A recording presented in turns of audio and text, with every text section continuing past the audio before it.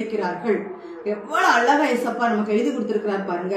நம்ம ஜெபிக்கிற ஜெபம் அஞ்ஞானிகளை போல வீண் வார்த்தைகளை பேசக்கூடாது.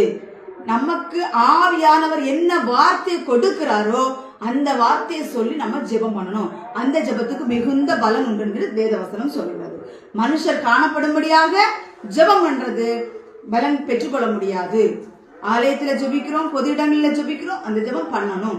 ஆனாலும் அறை வீட்டுக்குள் ஜெபிக்கிற ஜெபத்துக்கு மிகுந்த பலன் உண்டு என்று தேவன் சொல்லுகிறார். நான் ஜெபிக்க போகிறேன், நான் ஜெபம் பண்ண போகிறேன்.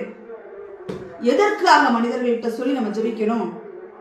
நம்ம ஜெபிக்கிற ஜெபம் எதுக்காக மனுஷன் காரணம்? அது என்ன ஒரு பெருமையா? அதெல்லாம் கிடையாது. நம்ம ஜெபம் அவருக்கும் நமக்கும் உள்ள ஒரு உடன்படிக்கை. அவர்கிட்ட நம்ம பேச போறோம், மனிதர்கள்ட்ட பேச போறோம். நம்ம அவர்கிட்ட பேச போறதுனால அவர்கிட்ட என்ன பேசுறோமோ அதை நம்ம அவரோடு உறவாடுவோம். உபவாசிக்கும் பொழுது, ஜெபிக்கும் பொழுது, தான தர்மம் செய்யும் பொழுது அது பர்சனலா